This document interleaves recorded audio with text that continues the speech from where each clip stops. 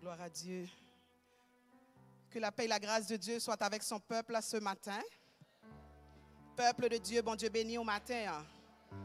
Peuple de Dieu, bon Dieu béni au matin. Hein. Pouvons-nous acclamer le Seigneur pour sa présence? Pouvons-nous acclamer le Seigneur pour sa fidélité? Pouvons-nous acclamer le Seigneur parce qu'il est Dieu? Pouvons-nous acclamer le Seigneur pour ce bon moment qu'il nous a accordé ce matin en sa présence? Oh yes, quand il descend, l'atmosphère change, bien-aimé. Oh yes, nous remercions le Seigneur pour sa grâce, pour sa fidélité, pour sa présence quotidienne. Amen. Qui nous soutient chaque jour, bien-aimé. Je vais vous demander encore ce matin d'acclamer le Seigneur pour sa fidélité dans la vie de l'équipe de louange de l'Église. Est-ce qu'on peut se lever pour saluer le Seigneur? Pour l'équipe de louange de l'Église, nos musiciens, nos chantres. Alléluia. Merci Seigneur. Acclamons le Seigneur. Acclamons le Seigneur. Yes, yes, yes, yes, yes. Yes. Vous pouvez vous asseoir. Merci. Oui, le Seigneur est bon. Il œuvre parmi nous. Et il nous prouve son amour continuellement, bien-aimés. Donc ce matin, encore une fois, j'ai le privilège de me mettre debout ce matin et de vous présenter sous l'onction de Dieu sa parole. C'est toujours un privilège de servir, c'est une grâce, bien-aimés, c'est une faveur imméritée que le Seigneur nous fait de pouvoir être nous-mêmes des récipiendaires, des gens qu'il puisse trouver et nous utiliser pour sa gloire. Ce mois-ci, comme vous le savez très bien, nous sommes autour du thème le foyer chrétien, un abri sacré, c'est-à-dire nous sommes autour de ce grand sujet d'actualité, la famille. Donc, dimanche dernier, Pasteur Ronald avait fait pour nous l'introduction et vendredi, justement, nous avions continué et ce matin encore, nous sommes là pour parler en profondeur du thème ce matin. En entrée de jeu, le texte de base a déjà été lu, mais vraiment, ce sont les 3 premiers versets qui nous intéressent beaucoup ce matin. Donc, tout d'abord, dans le monde actuel où nous vivons, bien-aimés, dans la société où nous sommes, la famille perd de plus en plus sa beauté initiale. La famille perd son sens initial, bien-aimé. Dans un monde gouverné par le matérialisme, la mode, l'affirmation de soi, l'obsession sexuelle, le mépris des valeurs du foyer et de la famille, pouvons-nous réellement parler du portrait de la famille idéale dans tout ce que nous vivons? Nous sommes tous conscients que les familles font face à de grandes difficultés, bien-aimés. Des difficultés qui représentent de grands obstacles pour le bon fonctionnement de nos familles. Mais si je devais simplement commencer par relater quelques difficultés, on pourrait facilement parler du stress, on pourrait facilement parler de la maladie, on pourrait facilement parler, bien aimé, des abus émotionnels dans les familles. On pourrait également parler de l'isolement social comme difficulté, comme obstacle. Nous pouvons être en famille, mais pourtant, certains membres de la famille peuvent vivre un isolement social. Pourquoi? Parce que souvent, on a peur d'être jugé même par les membres de notre famille. Donc souvent, nous vivons des difficultés, mais nous ne sommes pas assez à l'aise pour les exprimer aux membres de notre famille. La maltraitance physique, bien aimé. Dans les familles, on retrouve la maltraitance physique. Il y a des coups de poing, hein, il y a des gifles aussi, malheureusement. Ce sont des choses, bien aimé, qu'on entend, qu'on voit et que même les enfants rapportent parfois, bien aimé. Tout ça dans les familles. Dans les difficultés notées également, il y a les difficultés de communication. Parfois, on ne communique pas bien. L'autre veut exprimer sa pensée, mais malheureusement, la pensée peut être mal exprimée. Et la personne qui reçoit mal également. Ça seulement, c'est une cause de conflit, difficultés, etc.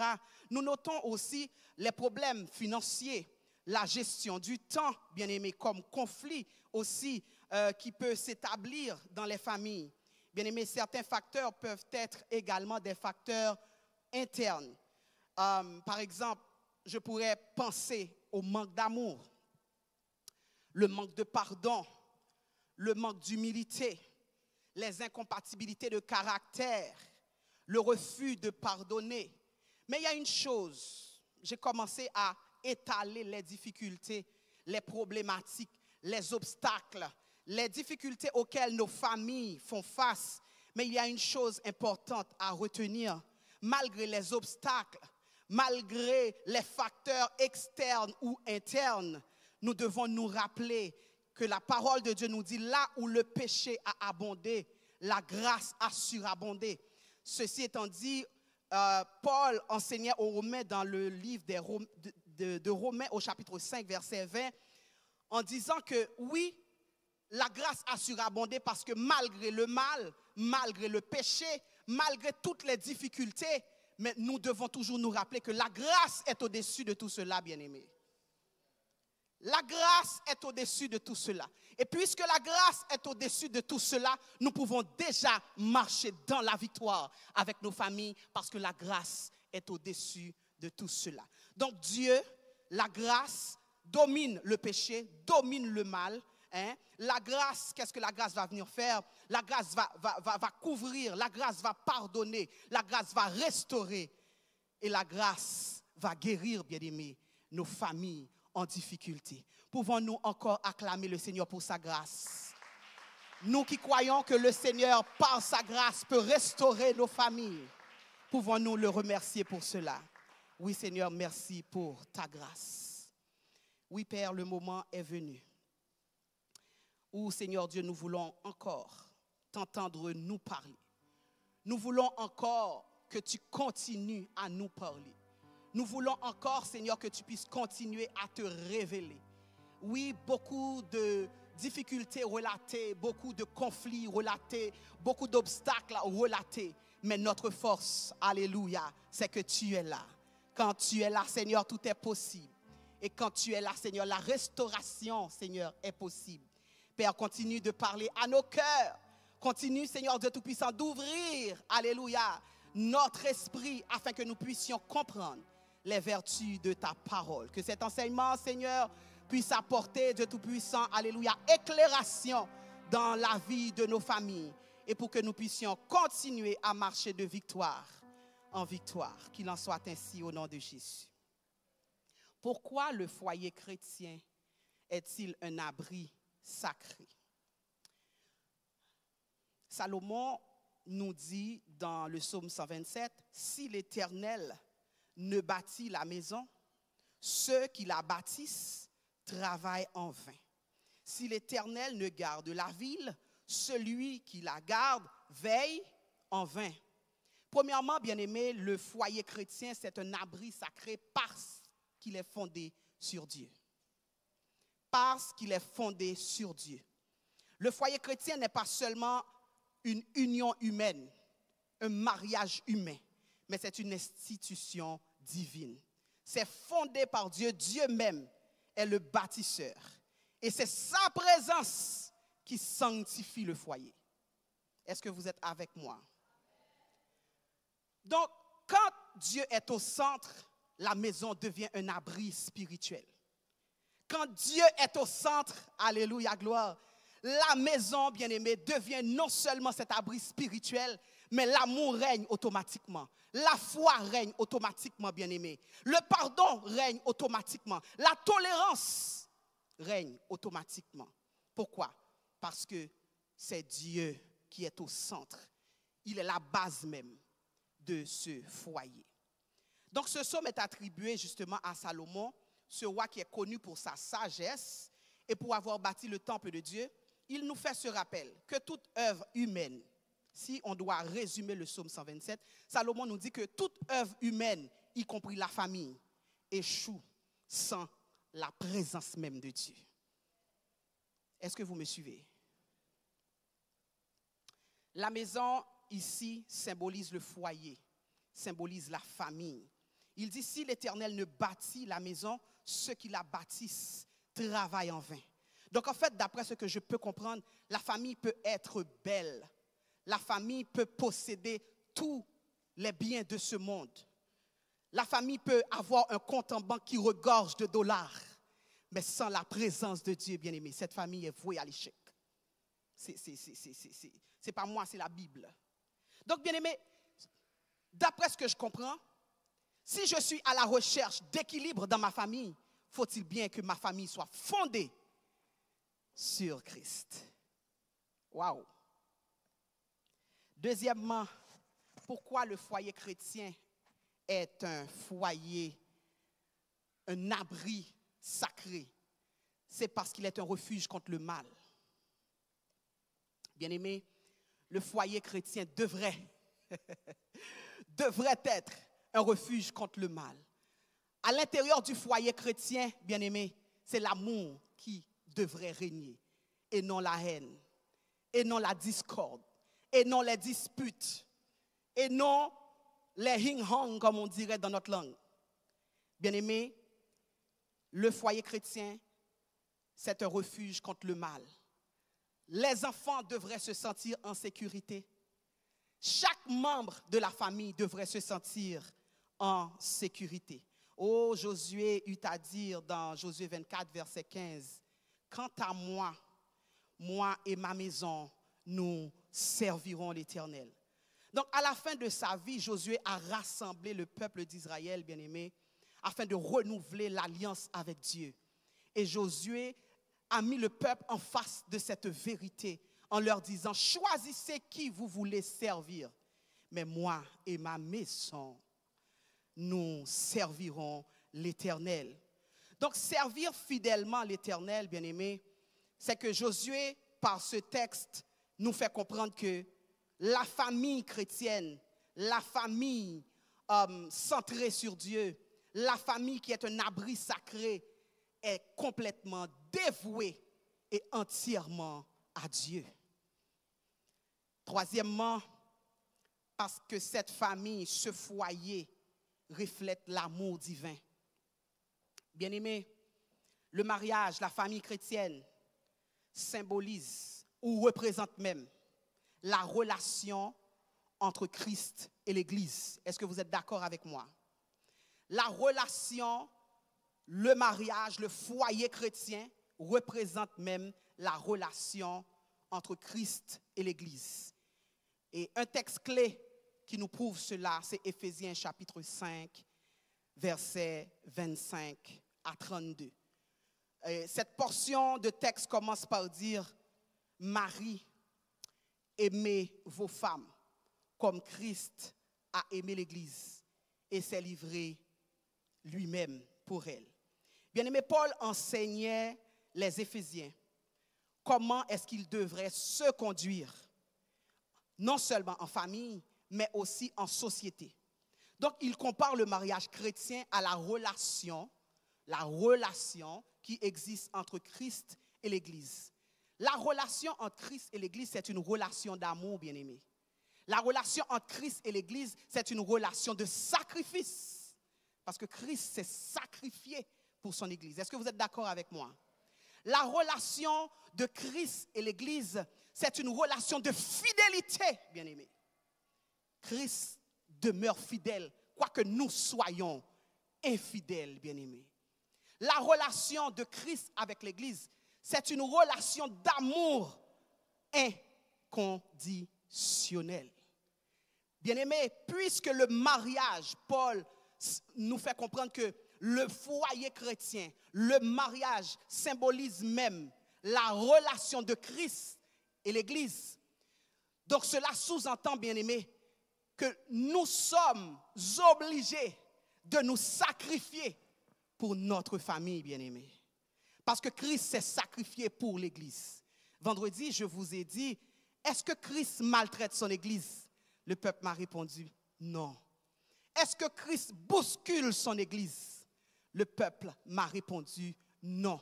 J'ai dit, est-ce que Christ a déjà giflé son Église? Le peuple m'a répondu, non. Et ce matin, je pourrais vous demander, combien de fois, bien-aimés, Christ vous a trahi? Jamais. La relation, la famille, le foyer chrétien doit, bien-aimé, pas doit, non, symbolise même la relation de Christ avec son Église. Et c'est pourquoi que l'homme est le chef, la tête de l'Église. Il doit aimer sa femme comme Christ a aimé l'Église. Bien-aimé, si l'homme doit aimer sa femme comme Christ a aimé l'Église, donc en d'autres termes, l'homme ne devrait pas faire souffrir sa femme. Et ce vice-versa, bien-aimé. Encore une fois, comme je l'avais mentionné vendredi, si nous restons seulement dans la parole, oh, l'atmosphère va être beaucoup plus agréable dans la famille, bien-aimée. L'homme, Christ demande à l'homme d'aimer comme lui, il a aimé son Église. Christ s'est sacrifié pour l'Église. Pendant qu'on l'injuriait, pendant qu'on le calomniait à la croix, pendant que Christ avait même perdu sa beauté physique, parce que le regardant à la croix, son sang, etc., où nous voyons la couronne d'épines, il a perdu sa beauté. Mais il a accepté de perdre sa beauté pour rendre l'Église belle. Il a accepté, bien-aimé, de se dépouiller de sa gloire. Amen. Pour accorder l'autorité, pour accorder la beauté, pour accorder la vie à l'Église. Combien d'époux sont prêts à se sacrifier pour leur famille? De nos jours, bien-aimés, c'est de l'égoïsme pur. Ça, c'est mon argent. Ça, c'est mon compte. Ça, ce sont mes affaires. Ça, ce sont tes affaires. Arrange-toi. Mais Christ s'est sacrifié pour son Église. Il a accepté de perdre, de déposer sa loyauté. Amen. Pour faire de l'Église quelqu'un. Et de nos jours, bien-aimés, est-ce que réellement notre façon d'aimer, notre façon de fonctionner, notre façon d'agir dans nos familles représente réellement l'image de la relation entre Christ et l'Église? Réfléchissons un peu. Le foyer chrétien, bien-aimé, devrait être un sanctuaire. Un sanctuaire où l'amour règne. Un sanctuaire où il y a la prière, il y a des temps de prière, des temps de dévotion, des temps de partage de la parole de Dieu. Et non un espace où la colère réside. Et non un espace où le refus de pardonner réside. Bien-aimé, très souvent, qu'est-ce qui se passe? On peut être à l'extérieur, on est bien. On est bien, on voit les amis, on s'amuse, on est bien. Mais certaines fois, on rentre dans la maison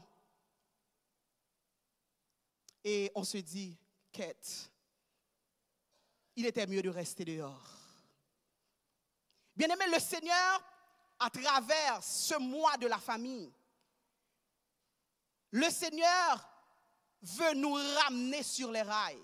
Le Seigneur veut nous réveiller. Il veut restaurer nos familles. Il est prêt à donner un nouveau visage à nos familles. Et Dieu nous dit, oui, il est possible. Par sa grâce, tout est possible, bien-aimé. Certaines fois, tu pourrais dire, mais sœur Ruth, non. Il y a tellement de conflits. Il y a un manque d'amour. Plus rien n'est possible. Nous entendons, bien-aimé, comment que le taux de divorce ne cesse d'augmenter. Et ce n'est pas juste à l'extérieur, même au niveau des églises. Pourquoi? Parce que l'amour disparaît. La tolérance n'est plus. Le foyer qui devait être un arbre de paix devient un terrain de boxe. Bien-aimé, l'ennemi se plaît. Il se plaît à voir nos familles se déchirer. Il se plaît à voir nos familles, bien-aimées, se déséquilibrer. Il se plaît à voir nos familles perdre leur beauté initiale. Mais le Seigneur nous rappelle, il est encore possible par la grâce de Dieu de restaurer nos familles ce matin. Le foyer chrétien, un abri sacré, bien-aimé. Pourquoi? Parce qu'il reflète, troisièmement, l'amour divin, je l'ai dit. Quatrièmement, parce qu'il est un lieu de formation spirituelle. Le foyer chrétien, c'est une école, bien-aimés. C'est une école où on apprend à connaître Dieu. On apprend à prier. On apprend à servir. On apprend à grandir dans la foi. Mais s'il n'y a pas de temps de dévotion, si on ne s'assoit pas ensemble, si on n'explique pas à nos enfants, par exemple, Éphésiens 6, verset 1er, là tu vas toujours dire, oh, il n'écoute pas. Est-ce que tu t'es assis avec cet enfant-là pour lui dire que c'est un commandement divin d'obéir aux parents? Bien aimé, souvent, nous nous disons, oh, ce n'est pas nécessaire, je n'ai pas le temps, le travail m'empêche de le faire, mais on va emmener les enfants à l'école du dimanche, ils vont tout apprendre à l'école du dimanche. Bien aimé, l'Église est là pour soutenir les parents dans leur rôle, bien aimé, de continuer, de faire la continuité avec vous. Mais le rôle de l'Église dans le ministère des enfants n'est pas pour venir faire la base avec les enfants. La base devait déjà être acquise dans la famille, bien aimé. Au contraire, quand vos enfants arrivent dans le ministère des enfants, oh, les enseignants devraient dire, waouh, cet enfant-là est brillant. Waouh, cet enfant-là, on voit que cet enfant-là a l'habitude de participer à des temps de dévotion dans la famille. Ce mois-ci, à la maison, le thème que nous avons pour les temps de dévotion avec les enfants, nous parlons de la fidélité. Bien aimé, il est important d'enseigner nos enfants. D'enseigner nos enfants par rapport à la parole de Dieu. Et de leur enseigner également les valeurs chrétiennes, les valeurs morales. Nous vivons dans un monde qui prône les valeurs amorales, les valeurs contraires à la volonté de Dieu. Est-ce que nous pouvons nous asseoir et croiser nos bras sans instruire nos enfants? Deutéronome 6, versets 6-7.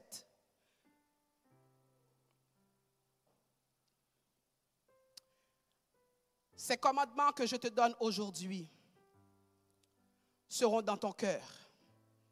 Tu les inculqueras à tes enfants et tu en parleras quand tu seras dans ta maison, etc., quand tu seras en voyage, etc.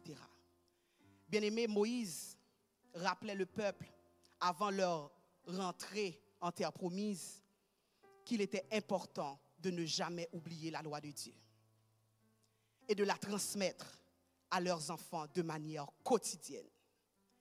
Bien-aimés, nous avons ce devoir dans le foyer chrétien, dans le foyer centré sur Dieu. Nous avons le devoir de transmettre la foi, de transmettre les valeurs chrétiennes de génération en génération. Prends l'habitude d'instruire ton enfant. Prends l'habitude de t'asseoir avec lui, de méditer la parole.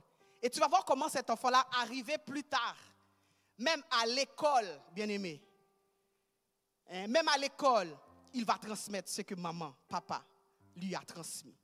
Et plus tard, dans son foyer, il va retransmettre les mêmes choses. Oh, il y a quelque chose qui m'a plu cette semaine. Samuel est venu dîner à la maison. Son école est juste en face. Et il est arrivé à la maison, il a sonné la porte. Il est arrivé avec 6 petits garçons comme lui. Ils viennent dîner, mais personne n'a son sac à lunch. Là, maman me dit, mais maman, on vient manger. Heureusement que j'étais à la maison, je faisais du télétravail. Donc, je me suis dépêchée, mon mari et moi, on s'est dépêchés. On a préparé un macaroni rapidement. Et là, on a fait plusieurs plats. On a reçu les enfants. Bien aimé, vous savez qu'est-ce qui nous a plu? Et j'ai même la vidéo, parce que j'ai pris la peine de les filmer. Avant de manger, ils ont commencé à chanter. Merci Seigneur pour la nourriture. Merci Seigneur, Samuel a dit non, on prie. Merci Seigneur pour la nourriture. Tout le monde. Il y avait, je pense, 2 Québécois et il y avait aussi un Africain dans l'équipe. Mais peu importe qu'ils soient chrétiens ou non, le fait qu'ils soient rentrés à la maison, Samuel leur a dit, on prie avant de manger. Tout le monde s'est mis à prier avant de manger, bien aimé. Ceci étant dit, le transfert que tu fais à tes enfants, le transfert de connaissance de la parole de Dieu, le transfert des valeurs chrétiennes, il va le partager à ses amis, il va le garder, bien aimé, pour son foyer, et ses enfants vont garder cette semence également pour leurs enfants. Voilà le transfert de génération en génération. Donc nous avons vu pourquoi est-ce qu'on dit que le foyer chrétien, c'est un foyer, un abri sacré. Mais maintenant, si on devait prendre quelques minutes et réfléchir un peu, et pour se dire, certainement ma famille n'est pas la plus parfaite. Mais si le Seigneur me permet d'être là ce matin, c'est que le Seigneur aimerait que je travaille à ce que ma famille soit restaurée.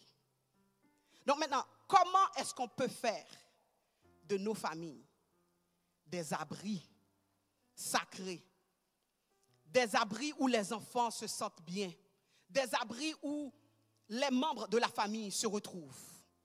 Je reviens maintenant encore, premièrement, en mettant Christ au centre de la famille. Certainement, il y a des jeunes ici qui pensent, qui aspirent à se marier prochainement. Gloire à Dieu parce qu'il est divin, hein? Il est de Dieu que les jeunes se marient et c'est ce qu'on veut. Mais avant même de penser au mariage, réfléchis comment tu vas construire. Parce que Salomon, lui, il attire notre attention ici pour nous faire comprendre qu'il est important de bien construire selon le modèle, et le modèle, c'est le modèle divin. Et Salomon nous rappelle également dans son texte qu'il va être important que la construction de notre foyer soit conforme au modèle divin. Parce qu'il dit que si nous construisons sans Dieu, nous travaillons en vain, nous nous levons en vain le matin. Donc nos efforts seront vains si nous construisons sans Dieu, bien-aimés. Oh, chaque décision, chaque projet, bien-aimé, de la famille devrait être guidé par Dieu, guidé par l'amour. Nous devons prendre le temps. Oui, nous avons un projet, on aimerait voyager, on aimerait changer les enfants d'école, etc. Mais il faut consulter le Seigneur. Il faut consulter le Seigneur. Chérie, qu'en penses-tu? On devrait changer l'enfant d'école parce que, bon, finalement, il y a pas mal de difficultés, etc. OK. Eh bien, OK, on va aller au pied du maître, on va prier le Seigneur. Bien aimé, chaque décision, chaque projet, chaque activité, nous devons mettre Christ au centre. Laissez Christ diriger nos pensées, laissez Christ diriger nos choix, laissez Christ diriger, bien aimé, nos activités dans la famille. Colossiens 3, verset 17, la Bible dit, quoi que vous fassiez, soit en parole, en œuvre, faites tout au nom du Seigneur. Deuxièmement, bien-aimés, pour faire de nos foyers des foyers centrés, des foyers consacrés, des foyers sacrés, nous devons, encore une fois, éduquer nos enfants selon la parole de Dieu. Proverbe 22, verset 6, la Bible dit, instruis l'enfant selon la voie qu'il doit suivre. Et quand il sera vieux, il ne s'en détournera pas. Donc là, par ce proverbe, Salomon nous fait comprendre un principe de base. Il nous fait comprendre l'importance de l'éducation morale et spirituelle des enfants. Rappelez-vous que les valeurs inculquées à nos enfants bien-aimés, aujourd'hui, façonnent l'adulte de demain. Les enfants que vous avez entre vos mains aujourd'hui sont les adultes de demain. Les enfants que vous avez entre vos mains aujourd'hui, c'est la société même de demain. Mais si je vous demandais maintenant, quelle société voudrais-tu construire demain? Est-ce une société de délinquants? Est-ce une société d'enfants qui vont impacter leur société avec la parole de Dieu? Est-ce une société qui va prôner l'amour? Est-ce une société, bien-aimée, qui va gagner le monde pour Christ? La question que chaque maman, chaque papa devrait se poser maintenant. Les enfants que j'éduque aujourd'hui, quel type de société voudrais-je construire? Bien-aimé, je suis certaine que la réponse est unanime pour tout le monde. Nous voudrions construire une bonne société, Une société qui représente le royaume de Dieu. Une société qui va aller chercher le monde, qui va aller chercher les autres pour Christ. Mais si c'est cela que nous voulons, commençons maintenant par préparer nos citoyens. Commençons dès maintenant par préparer nos jeunes filles. En leur inculquant les valeurs morales, les valeurs chrétiennes. Nous vivons dans une société où maintenant, on pourrait quasiment dire tout est permis. Maintenant, c'est très à la mode que les jeunes filles laissent le foyer avant le temps, que les jeunes garçons laissent le foyer avant le temps. Et surtout, nous vivons au Québec. Au Québec, à 18 ans, on est rendu adulte, donc c'est correct. On travaille, on a l'argent, on peut très bien aller habiter dans notre appartement, etc. Pendant qu'on est en appartement, à un moment donné, moi, ça me tente d'avoir un enfant, pourquoi pas? J'ai un copain, j'ai une copine, mais ça me tente. Et là, maintenant, on s'arrange. J'ai un premier enfant, j'ai un deuxième enfant. Ça va bien, c'est le Québec, c'est la liberté. Et maintenant, le gars te dit, moi, je ne suis pas intéressé à me marier pour l'instant. On verra, peut-être un peu plus tard. On cohabite ensemble pendant 10 ans, pendant 13 ans. Les enfants vieillissent. Oups, le gars rencontre une autre femme maintenant qui l'intéresse, qui est beaucoup plus belle, beaucoup plus sexy. Puis maintenant, il te dit, ça ne m'intéresse plus, je m'en vais. Bien-aimé, cette liberté que la société nous offre n'est pas la meilleure, parce que ce n'est pas elle qui va nous conduire au ciel. La Bible dit que les jeunes se marient. C'est une fierté pour toi de rester, de grandir sous la tutelle de tes parents. Tu avances au niveau académique, tu avances socialement. Et en temps de lieu, le Seigneur sait que tu as besoin d'un ami, il sait que tu as besoin de compagnons pour faire la route. Amen. Et je déclare que le Seigneur t'accorde ce compagnon, toi qui es à la recherche maintenant. Et ce compagnon, ce que nous demandons, doit être un serviteur de Dieu. Non pas un jeune homme qui fréquente l'église, mais un serviteur de Dieu, qui craint le Seigneur.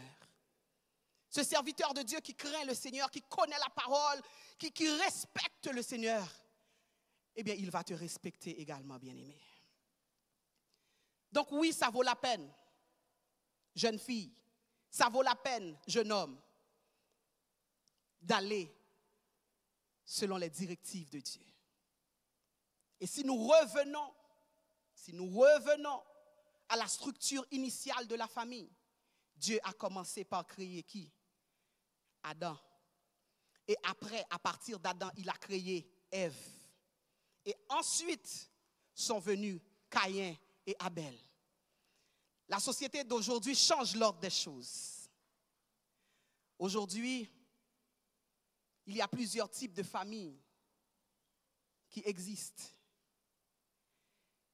Mais le foyer chrétien, le foyer centré sur Dieu, amen. Le foyer sacré, bien-aimé, il va respecter la structure que Dieu donne.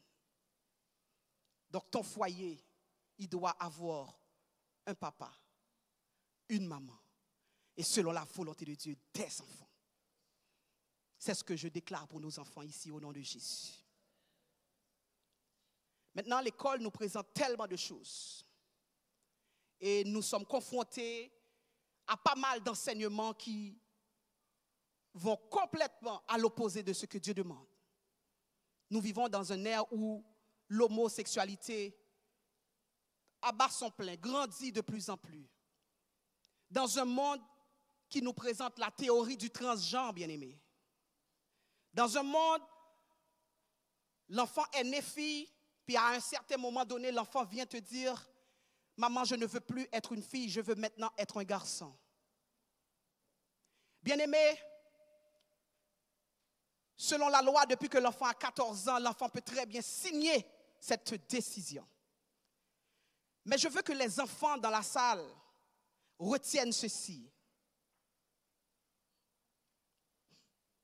Vous vivez dans ce monde, mais vous êtes différents de ce monde. Vous vivez dans ce monde où l'on vous dit que on ne devient pas homosexuel, mais on est homosexuel. Moi, ce que je vous dis, ce sont des choses que moi-même, j'ai vécues en secondaire 2. Mon prof me disait, Tu ne deviens pas homosexuel.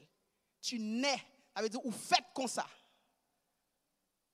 Alors nous voulons rappeler à nos enfants, à nos auditeurs également, c'est un choix, l'homosexualité. Tu ne nais pas homosexuel. Tu le deviens par choix. Et en tant qu'enfant de Dieu, nous disons que c'est une abomination par rapport à la Bible. Donc le foyer chrétien, centré sur Dieu bien-aimé, il y a des sujets d'actualité également dans ce foyer que vous devez commencer à commenter avec vos enfants bien-aimés. L'école le fait, pourquoi pas vous? Au contraire, il faut les ramener aux enfants pour que déjà vous puissiez préparer leur esprit en lien avec la parole. Et maintenant, une fois qu'un prof va essayer, par exemple, de convaincre l'enfant, l'enfant pourra même lui sortir des versets bibliques pour dire, selon la parole de Dieu, ce n'est pas de Dieu ce que vous me dites. Bien-aimés, nous devons et nous avons l'obligeance de former des citoyens qui vont défendre l'évangile, comme à l'instar de Daniel. Nous avons cette obligation. Donc maintenant, comment? Comme je l'ai dit tantôt. Premièrement, en mettant Christ au centre. Deuxièmement, en instruisant nos enfants. Troisièmement, en pratiquant la prière et la parole de Dieu dans la famille, bien-aimés. Les temps de dévotion, les temps de prière, c'est très, très, très important. Matthieu 18, verset 20 nous dit, « Car là où 2 ou 3 sont assemblés en mon nom, je suis au milieu d'eux. » Ici, Jésus parle de la prière collective. Il parle de la prière communautaire. En famille, bien-aimés, il est important de prier. Oh, quand il y a des cantiques spirituels qui sont chantés à la maison, et ensuite de ça, on commence à lire la parole de Dieu. Ensuite, on se met à prier, bien-aimés, avec nos enfants. Je vous garantis, la présence du Seigneur peut être palpable. Parce que la famille est en prière. Les cœurs sont ensemble. La famille est en prière. Et lors des moments de dévotion, bien-aimés, je vous donne un petit conseil. Non seulement dans les moments de dévotion, nous sommes là pour prier, pour méditer la parole de Dieu, mais nous sommes là également pour rire avec nos enfants après le temps de prière, pour les questionner comment a été ta semaine. Est-ce que vous avez des difficultés? Avez-vous des buts de prière? Avez-vous déjà pris le temps, papa, maman, de demander à vos enfants, as-tu un but de prière? Ils en ont plein, oui, bien-aimés. Souvent, nous prions de façon générale. Nous faisons la protection pour nos enfants. Mais où t'as pétonné, oui? Si tu prenais le temps de demander à ta fille, as-tu un but de prière? Et là, tu allais apprendre beaucoup de choses également. Donc, les temps de dévotion sont là pour ça également. Non seulement nous avons une thématique, nous travaillons ce mois-ci chez nous sur la fidélité, mais vous savez ce que ça fait? Nous rentrons même dans les petits détails. Tu sais que c'est ta journée de vaisselle. Si ta journée de vaisselle, c'est le lundi, arrange-toi pour que tous les lundis, tu fasses ta journée de vaisselle. Ne laisse pas maman te rappeler que c'est ta journée de vaisselle. Parce que c'est ton engagement, c'est ta responsabilité, il faut le faire. Et nous sommes restés autour du texte Matthieu 16, je crois 10, si je ne m'abuse, qui dit, celui qui est fidèle, en peu de choses, le sera aussi. Bien aimé, dépendamment de la version qu'on a. Donc, nous prenons la parole de Dieu pour aller de manière terre à terre avec les enfants et les faire comprendre, même dans les petites choses. Nous devons les remettre entre les mains de Dieu et nous devons aller dans le sens de Dieu. Quatrièmement, on va avancer pour finir. Comment faire de notre foyer, un abri sacré? Eh bien, c'est en gardant une atmosphère saine. Bien aimé, souvent l'atmosphère est tendue à la maison. Vous voyez, je prends le temps de parler aujourd'hui. Je ne parle pas trop vite parce que j'aimerais vraiment que nous puissions saisir l'essentiel. L'atmosphère est tendue, bien aimé, à la maison. Hein? Maman revient du travail, papa revient du travail, une journée difficile, hein? Une journée difficile et puis, oh, on n'est pas de bonne humeur. Les enfants aussi ont eu leur temps difficile à l'école, etc. Des fois, les enfants arrivent, ils restent dans leur chambre, ça ne fonctionne pas. L'enfant pleure dans sa chambre, mais toi, tu es tellement rempli de ta journée, tu es concentré dans tes affaires à toi, personne ne se parle, bien-aimé. Personne ne communique. Chacun dans son coin, chacun vit son stress. Et ce stress-là envahit l'atmosphère. Alors que, bien aimé, dans le foyer chrétien, l'atmosphère devrait être une atmosphère saine. Pour conserver l'atmosphère saine, nous devons éviter les querelles. Nous devons éviter, bien aimé, les disputes. Nous devons éviter les paroles dévalorisantes, bien aimé. Combien de fois, you n'a pas rabaissé l'autre? Nous rabaissons nos enfants, nous rabaissons nos maris, nous rabaissons nos femmes. Alors que dans 1 Pierre chapitre 3, l'apôtre Pierre parle, il mentionne comment que les hommes doivent non seulement aimer, les femmes doivent être soumises, mais aussi il dit que les hommes devraient honorer leurs femmes. Donc en fait, bien aimé, dans la famille, c'est à toi d'honorer ta femme, c'est à toi d'honorer ton mari, c'est à toi d'honorer tes enfants. Est-ce que nos pères prennent le temps de valoriser leur princesse? Bien-aimé, si tu ne prends pas le temps de valoriser ta princesse, quand elle est habillée, tu lui dis « Waouh, tu es belle aujourd'hui. Waouh, tu es coquette aujourd'hui. » Bien-aimé, vous savez, hein, cet enfant-là dehors, elle va arriver dehors, quelqu'un va le lui dire.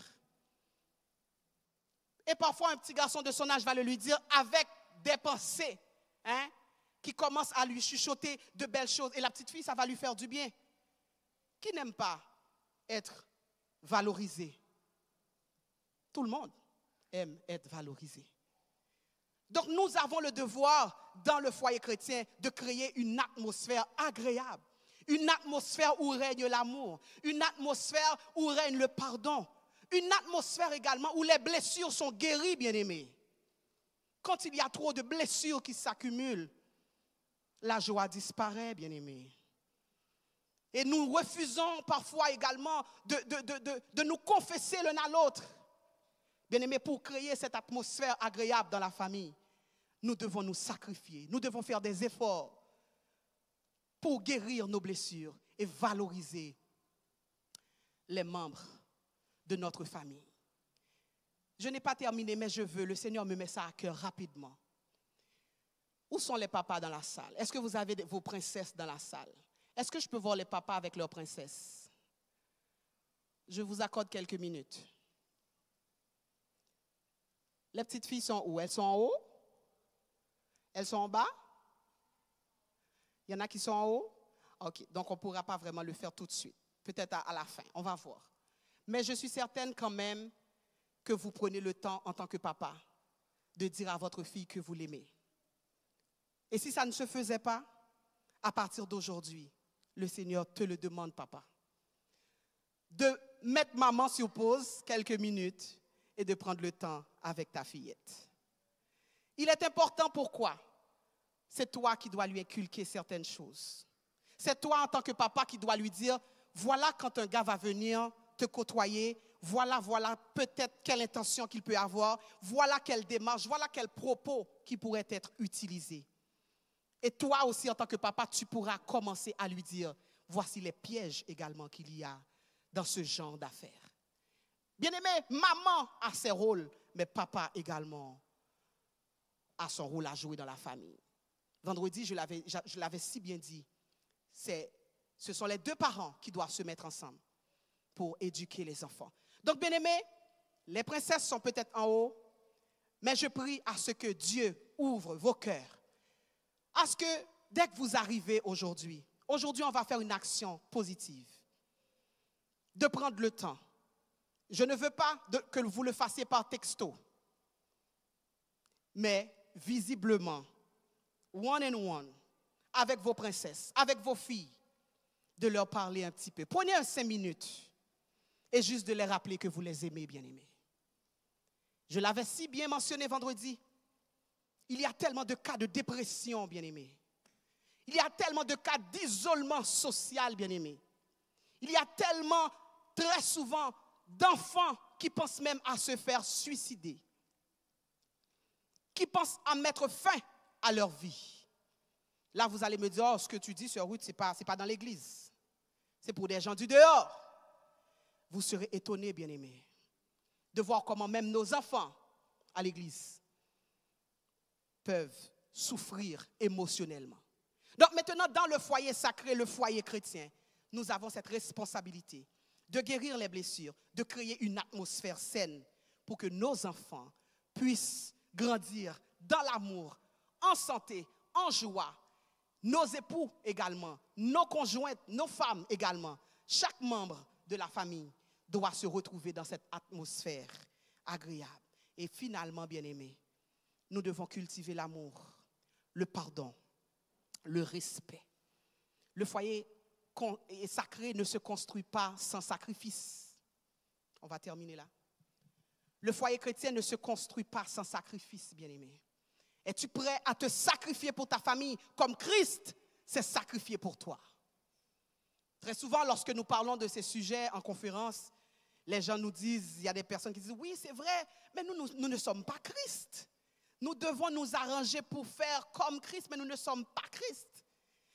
Et en ce temps-là, ma réponse est tellement facile. En ce temps-là, je leur dis, je comprends votre question. Mais vous êtes aussi les premières personnes à chanter, Seigneur, je veux te ressembler. Seigneur, je veux faire comme toi. Seigneur, je veux t'imiter. Oh, les cantiques sont tellement agréables quand on les chante. Il y a un cantique qui dit, imprimer portrait dans la vie. Ah, c'est tellement intéressant. C'est tellement intéressant d'être éloquent quand nous chantons les cantiques. Mais est-ce que nous les vivons réellement, bien-aimés? Christ, je veux être comme toi. Mais tu n'es pas prêt à te sacrifier pour ta femme. Tu n'es pas prêt à te sacrifier pour ton mari. Mais tu veux être comme Christ. Mais Christ te répond, tu veux être comme moi, fais comme moi. Tu veux être comme moi, aime comme moi. Tu veux être comme moi, pardonne comme je pardonne. Tu veux être comme moi, donne l'amour aux gens comme moi. Je te donne de l'amour. Quoique tu ne le mérites pas. Souvent, qu'est-ce que nous allons dire? Ah, monsieur à toi ci, madame à toi ça, etc. Il ne mérite pas mon amour, il ne mérite pas mon attention. Bien-aimé, que le Seigneur nous fasse grâce à aimer comme lui, il aime. Au-delà de nos faiblesses, Christ nous aime. Il nous demeure fidèle, même lorsque nous sommes infidèles. Que notre foyer, bien-aimé, que nos foyers chrétiens puissent refléter l'amour de Christ. Je sais que tout ce qui a été dit n'est pas nécessairement chose facile. Mais combien d'entre vous sont prêts à se sacrifier pour sa famille? Est-ce que j'ai des mains en l'air? Est-ce que j'ai des mains en l'air? Est-ce que j'ai des guerrières? Est-ce que j'ai des guerriers dans la salle qui sont prêts à se sacrifier pour le bon fonctionnement de leur famille?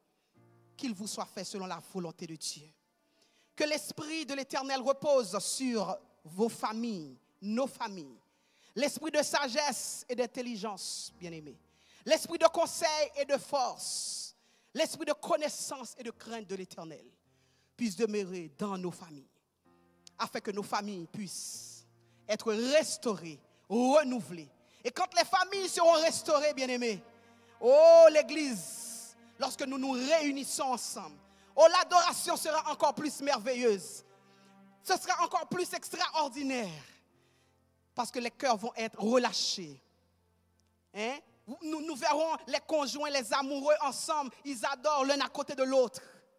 Il y a un pasteur qui était venu prêcher dernièrement. Il disait, si je devais descendre ici et vérifier est-ce que les femmes sont assises à côté de leur mari, certaines fois non. Et certaines fois ils sont assis l'un à côté de l'autre mais ils ne se parlent même pas. Je ne sais pas si vous vous souvenez de ce prédicateur qui était venu. Bien-aimés, nous luttons et nous le désirons que nos foyers soient des foyers sacrés, un abri sacré. Et nous sommes prêts à faire les sacrifices. Mettons-nous debout, nous allons prier ensemble. Si ta femme est à côté de toi, tiens sa main. Si ton mari est près de toi, tiens sa main. Et s'il n'est pas prêt, c'est pas grave, déplace-toi, va le trouver. Va trouver ton épouse, va trouver ton papa, va trouver tes enfants, mettez-vous ensemble ce matin, bien-aimés. Mettez-vous ensemble. Mettez-vous ensemble. Et nous allons prier le Seigneur. Oh, alléluia. Prions le Seigneur, bien-aimés.